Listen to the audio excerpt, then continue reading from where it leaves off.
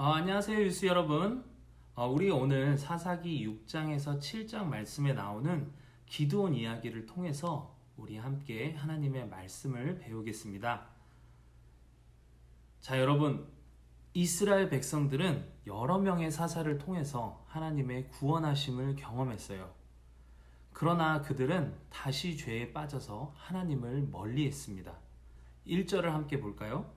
이스라엘 자손이 또 여호와의 목전에 악을 행하였으므로 여호와께서 7년 동안 그들을 미디안의 손에 넘겨주시니 라고 나와 있습니다.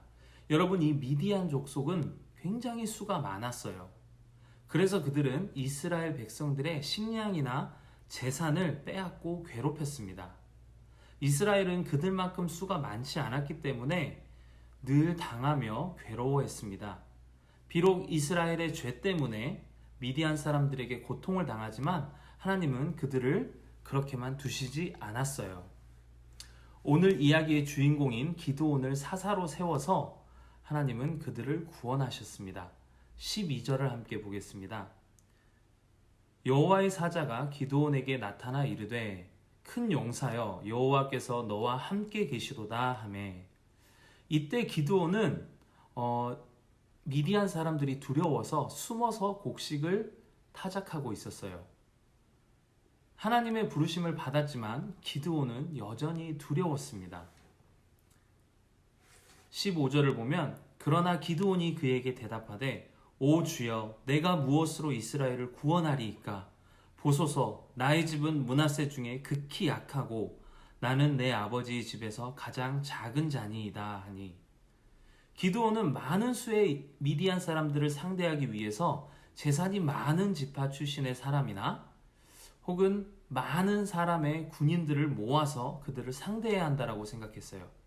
그렇기 때문에 자신의 집안은 보잘것없고 특히 자신은 그 중에서 별로 뛰어나지 않다라고 생각했습니다.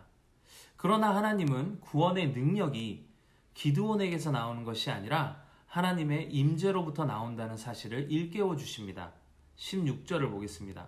여호와께서 그에게 이르시되 내가 반드시 너와 함께하리니 내가 미디안 사람 치기를 한 사람을 치듯 하리라 하시니라. 미디안 사람의 많은 수는 하나님이 보시기에 결국 한 사람과 같다라고 했습니다. 자신의 능력으로 그 많은 미디안 사람들과 어떻게 싸울지 두렵던 기드온에게 하나님은 그의 시선을 하나님께로 돌리십니다. 하나님이 함께 하실 거라는 약속을 받았지만 기드온은 여전히 확신이 없었어요. 그래서 하나님께 자신의 부르심을 확인하고자 합니다. 37절 함께 보겠습니다. 보소서 내가 양털 한 뭉치를 타작 마당에 두리니 만일 이슬이 양털에만 있고 주변 땅은 마르면 주께서 이미 말씀하심 같이 내 손으로 이스라엘을 구원하실 줄을 내가 알겠나이다 하였더니, 하나님께서 기드온의 요청대로 보여주셨지만 기드온은 한 번 더 확인을 합니다. 이번에는 아까 요구했던 것과 반대로 하나님께 확인을 합니다. 그래서 39절을 보면 양털만 마르고 그 주변 땅에는 다 이슬이 있게 하옵소서라고 요구합니다. 자, 여러분, 기드온의 이런 행동은 우리가 본받아야 할 모습이 아니에요. 이러한 그의 요청은 그가 하나님을 신뢰하고 있지 않다라는 것을 보여줍니다. 그는 하나님에 대한 믿음이 부족한 사람이었습니다. 하나님께서 그와 함께 하시겠다라고 했지만 그는 여전히 두렵고 자신의 능력만을 보았기 때문에 하나님 앞에서 같은 요구를 2번씩이나 하게 됩니다. 하나님께 확인을 받은 기드온은 이제 미디안 사람들을 물리치기 위해서 군사를 모읍니다. 많은 수의 미디안 사람들을 상대하기 위해 32,000명이나 되는 이스라엘 군인들이 모였어요. 그러나 하나님은 숫자로 전쟁을 하시지 않습니다. 믿음이 없는 기드온은 많은 사람들을 상대하기 위해서 많은 숫자의 군인이 필요하다라고 생각했을지 모르지만 하나님은 그 많은 사람들을 300명으로 줄이셨습니다. 이 남아있는 300명들이 그렇다고 아주 뛰어난 엘리트 군사들은 아닙니다. 하나님은 이번 싸움을 통해서 철저하게 하나님의 일하심에 대해 기드온에게 가르치고 싶으셨던 겁니다. 그러면 남은 300명의 이스라엘 군사들이 열심히 전쟁 준비를 하고 훈련을 했을까요? 그렇지 않습니다. 17장 16절을 보면 300명을 세 대로 나누어 각 손에 나팔과 빈 항아리를 들리고 항아리 안에는 횃불을 감추게 하고 라고 나와 있습니다. 이들은 나팔과 빈 항아리를 들고 그냥 적진에 들어가서 소리쳤던 것입니다. 당황한 적들은 자기들끼리 싸우다가 결국은 도망갔습니다. 그렇게 해서 기드온은 큰 승리를 거둘 수 있었어요. 자, 오늘 말씀을 보면 여러분 어떤 것을 느끼나요? 수가 많은 미디안 사람들을 상대하기 위해서 하나님은 많은 이스라엘 군사들로 전쟁을 하셨나요? 기드온이 계속 걱정하는 것은 바로 그 숫자였습니다. 그러나 하나님은 그가 약하다라고 생각한 그 적은 숫자인 300명의 군사를 가지고 전쟁에서 승리하셨어요. 만약 처음 모은 32,000명으로 기드온이 승리했다면 기드온은 분명히 싸움에는 숫자가 중요하다라고 생각했을지도 몰라요. 하지만 하나님은 그것을 완벽하게 깨시기 위해 일부러 300명만 데리고 전쟁을 하셨습니다.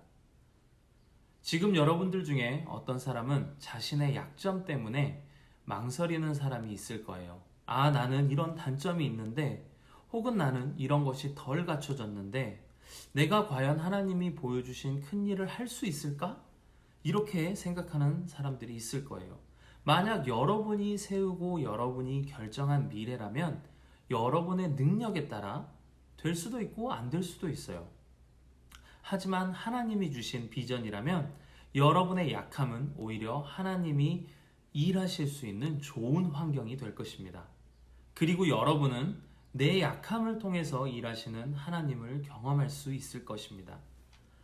오늘의 말씀이 여러분의 삶 속에서 꼭 기억되었으면 좋겠어요.